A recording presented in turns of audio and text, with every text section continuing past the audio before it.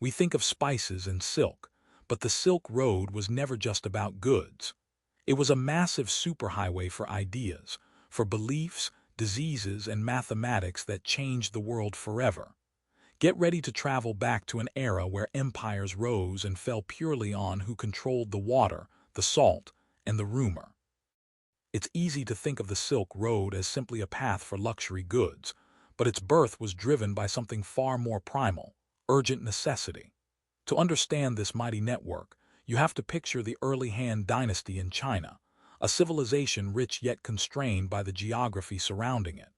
By the late 2nd century BCE, Chinese demand wasn't just for silk.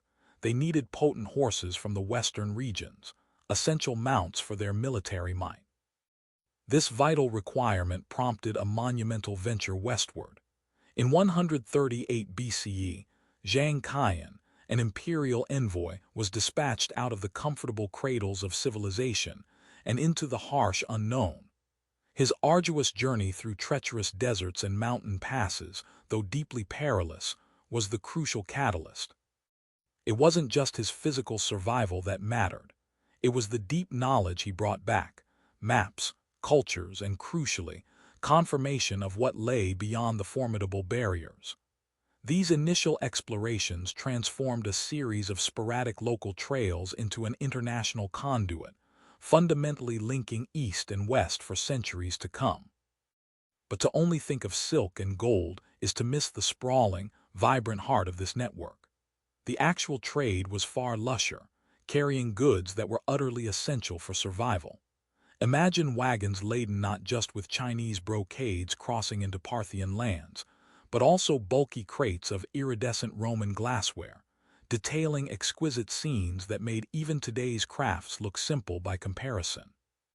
Merchants traded medicinal herbs from the distant mountains, things like proven Chilean Ayacucha root, used in remedies for everything from cough to gut ache alongside potent spices that changed flavor profiles entirely. Furthermore, crossing through Central Asia required incredible beasts. Prized breeds of Fergana horses were highly sought after by armies and nobility alike due to their unmatched stamina. And never underestimate the significance of jade, which wasn't just decorative but was deeply symbolic, often linking life, death, and rebirth in various cultures along the route. This interchange wasn't merely economics. It was a massive exchange of knowledge. The techniques for dyeing cloth traveled alongside recipes for glassmaking, changing diets hundreds of miles from their point of origin. It was a complex tapestry, woven equally with mundane survival items and breathtaking artistry. But the Silk Road was never just a trade route for luxury goods. It was perhaps most profoundly a conduit for ideas. Into these dusty, unpredictable trails wandered more than merchants. They carried scrolls, sermons, and profound belief systems. Buddhism is arguably the greatest example of this spiritual migration. Originating in ancient India with Siddhartha Gautama's teachings, its followers traveled far beyond the Mauryan Empire's borders. By the 1st century CE, Buddhist monks were trekking across Central Asia, carrying scriptures like the Tripitaka to oasis towns that thrived on pious donations and pilgrimage. These travelers didn't just preach. They established massive complexes of art, most notably stunning cave temples along the routes near Dunhuang, which still preserve thousands of wall paintings and sutras written centuries ago. Faith wasn't simply accepted. It was woven into the very fabric of new societies, transforming local customs so deeply that Buddhism became central to empires from Korea to China. Meanwhile, other faiths followed suit. Manichaeism spread through Persia, and Nestorian Christianity left its visible marks in communities stretching as far east as Xi'an. What these spiritual journeys reveal is that, while merchants sought profit, it was the seeds of transcendent thought that left the deepest, most enduring change upon human civilization. Imagine these scattered oases, the emerald jewels sprinkled across the harsh expanse of the deserts, as living, breathing hubs of civilization. Places like Samarkand or Dunhuang weren't just stops. They were grand, chaotic marketplaces where empires collided and ideas traded hands for profit. Picture the air thick with a symphony of foreign cries, the sharp clanging of coin exchange, the rhythmic braying of camels, and the mellifluous chanting of prayers in half a dozen different tongues.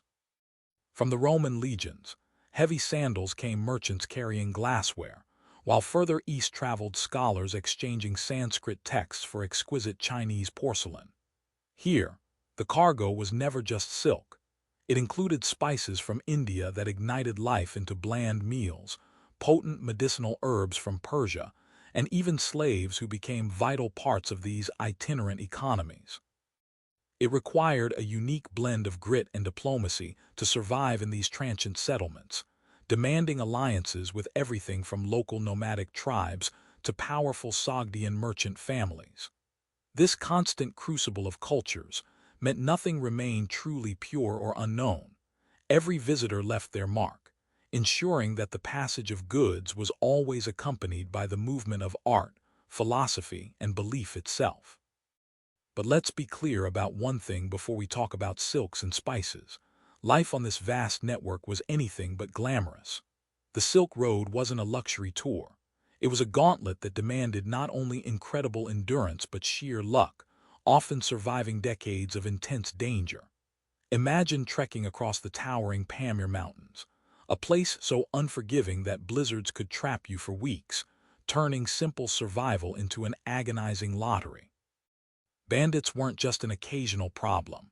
They were organized forces, ruthlessly targeting any vulnerable caravan moving goods from places like Samarkand to Xi'an. Furthermore, simply crossing political boundaries meant negotiating volatile power vacuum. An unexpected drought, coupled with the whims of a local warlord demanding exorbitant tolls, this trio could derail an entire journey overnight. Surviving required more than good horses. It demanded astute merchants who knew how to bribe guards or navigate disputed tax checkpoints near Palmyra. It was a human drama played out against some of the harshest landscapes on Earth, where one wrong turn meant not just lost profit, but potentially nothing at all. But if you think the Silk Road was primarily about luxury goods like spices or jade, you've only scratched the surface of its true value. Perhaps its most vital cargo wasn't silk to Rome, but intangible things, revolutionary ideas and groundbreaking technology that traveled with the merchant caravans. Consider the seeds of modern mathematics. Concepts like algebra, developed in the great intellectual centers of Baghdad during the 9th century, found their way westward along these dusty trails. Similarly, advancements in astronomy and sophisticated medical knowledge were passed by scholars, often accompanying missionaries or Buddhist monks who traversed the Himalayas. Techniques for paper and block printing, originating not in China, but spreading from its cradle across Central Asia, revolutionized how information was recorded and disseminated. These transcontinental exchanges didn't happen overnight. They were painstakingly slow drips, carried word of mouth through years of tireless travel. It is these invisible streams, the mathematics embodied in a single text, the scientific curiosity packed onto a scholar's sandals, that fundamentally shaped the civilizations waiting on either end of the route. Yet no wonder that after centuries of vibrant exchange, the superhighways began to fade. The decline wasn't triggered by a single disaster, but rather a complex unraveling involving emperors, oceans, and plagues. As powerful empires, like Rome itself, followed eventually by the Byzantine Empire, grappled with internal strife and currency devaluation, maintaining the vast security needed for overland caravans became prohibitively expensive. Simultaneously, revolutionary advances in shipbuilding began changing everything. Suddenly, shipping goods via Indian Ocean monsoon winds offered a far greater capacity than even thousands of camels could carry across the grueling Pamir Mountains. This shift toward sea dominance fundamentally undermined the economic viability of the dusty caravan tracks that had sustained life for millennia. Adding to this decay were global crises. The devastating impact of the Black Death in the 14th century severely disrupted populations and trade networks across both ends of Eurasia. Geography soon proved more powerful than commerce, shifting focus away from the ancient network towards burgeoning maritime powers fueled by new technologies. By the time European navigators started exploring the Cape of Good Hope in the late 15th century, the original Silk Road had become less a commercial thoroughfare and more an archaeological memory, its wealth redistributed across sapphire waves. But while the camel caravans have been replaced by massive container ships and fiber optic cables, the spirit of exchange remains startlingly consistent. The ancient arteries of goods, from jade flowing from cotton into Roman-inspired markets, to spices moving along the Arabian Sea coastlines, have simply adapted their mode of transport. Today's modern global trade network is less a set of abstract economic theory and more a living descendant of these precise historical conduits. When you track the shipping lanes that move goods from Shenzhen, China, destined for Rotterdam in the Netherlands, you are following paths conceptually rooted in Empire's-era exchanges. Even the flow of digital information, the modern luxury commodity, mirrors this pattern, knowledge moving from centers of learning across vast geographic distances.